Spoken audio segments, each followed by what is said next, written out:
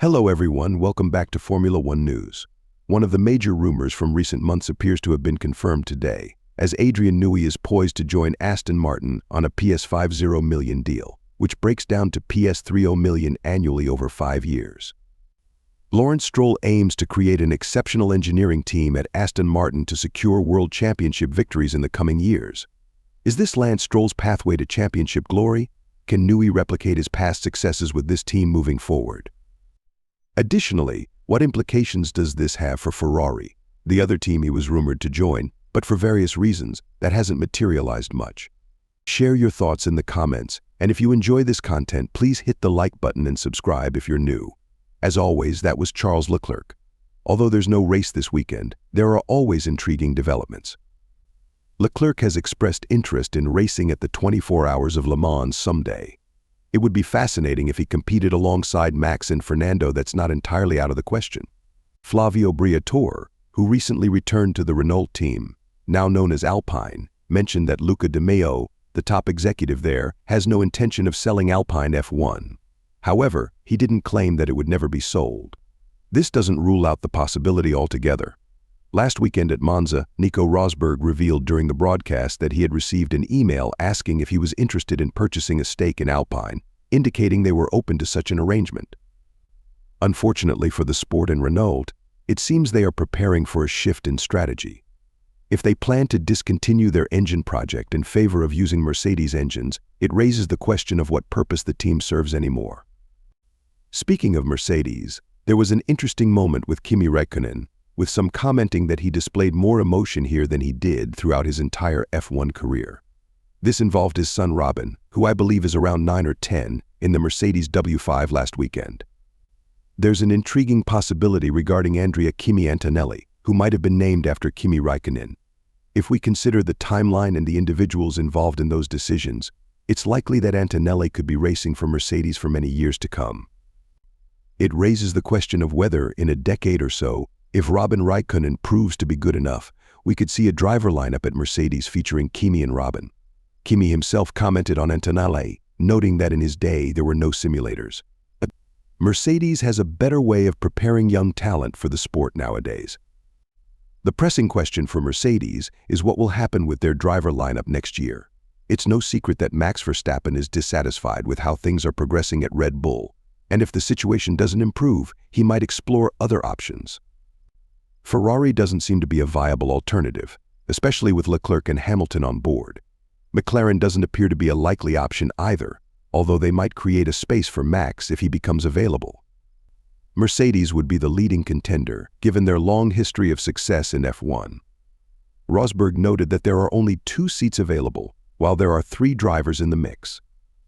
It seems Toto Wolff views Antonelli as Mercedes' future, which explains why Hamilton was only offered 1-year extensions. This was to ensure they wouldn't lose Antonelli. Now that Antonelli is being put in the car, George Russell may find himself in a precarious position. If Antonelli performs respectably alongside Russell next year, demonstrating some potential without being completely outclassed, they may opt to replace Russell if Verstappen becomes available. It's an interesting situation, but it seems Nico isn't wrong in suggesting that Russell has the most to lose here. If Verstappen were to tell Toto, "Let's make this happen in 2026, would Toto choose to keep Antonelli or let Russell go? That would depend on the results of the upcoming season, but Antonelli seems to have more leeway than Russell at this point. Next year, Russell needs to prove he is capable of winning the championship, as failing to do so might result in his departure if Max is available. So Russell faces considerable pressure next season. Turning our attention to Ferrari, they are confident that their new floor has resolved the bouncing issues, but Monza isn't the best place to demonstrate that. They did become the first team to win 20 times at a single circuit, and while it's not surprising given Ferrari's history, Leclerc has managed to achieve this twice, a feat not many other Ferrari drivers have accomplished. Red Bull finds itself in a tricky situation without Adrian Newey to help resolve their issues. I believe it was Paul Monaghan who mentioned a few weeks ago that Newey had always been their go-to solution in times of trouble. Without him, Red Bull will need to find their own way out of these problems.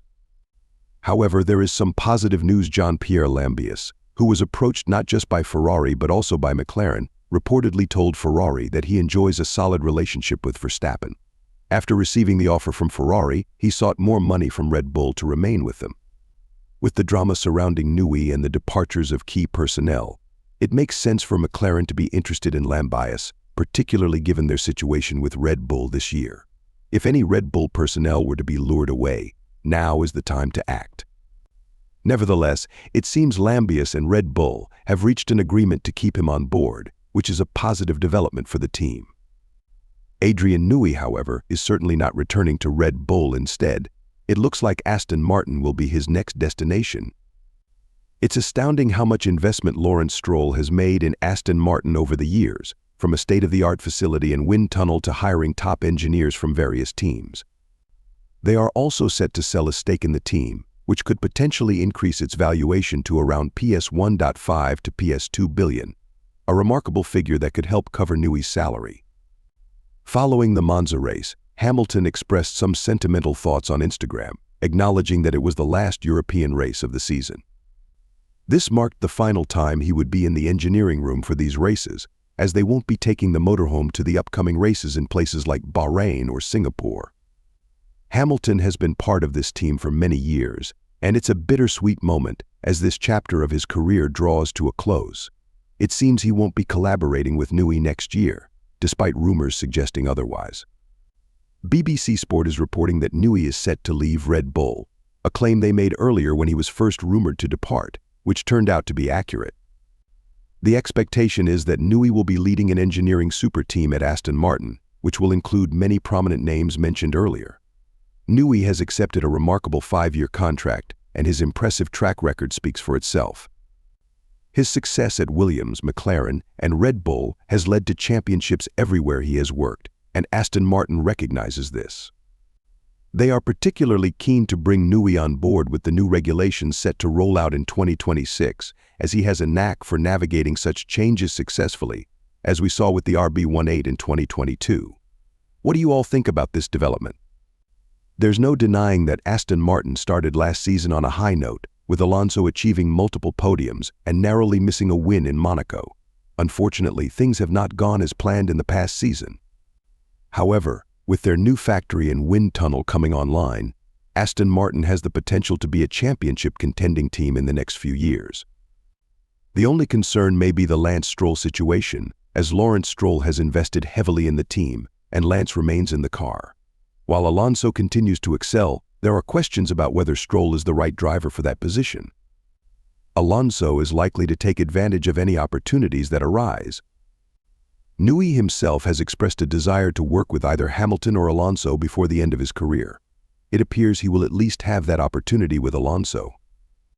For teams like Ferrari, the loss of Newey is significant, but they have other talents stepping up, such as Loic Serra leading the chassis side, previously of Mercedes. Ferrari has decided not to disrupt their internal structure just to accommodate Newey, which is understandable, but it does leave a gap. This could allow Aston Martin to make significant strides in the coming seasons.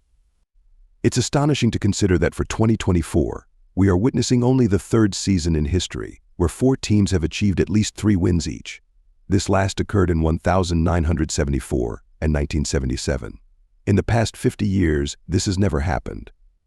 Red Bull, McLaren, Ferrari, and Mercedes have all secured at least 3 victories this season, and it's also the first time that these 4 teams have achieved at least 2 pole positions each. It's shaping up to be a historic season, and there's potential for an exhilarating finish in 2026, which is expected to reset the competitive landscape somewhat. Will Aston Martin be ready to seize this opportunity? They have the factory, resources, and likely Adrian Newey, along with the Honda engine partnership he is familiar with from his time at Red Bull. There are many reasons to believe that Aston Martin should genuinely contend for the championship in the next 3 to 4 years. While it may not be with Ferrari, it would be an extraordinary way for Newey to conclude his career if he could secure another championship or 2 with Aston Martin, given the current circumstances. We'd love to hear your thoughts in the comments below.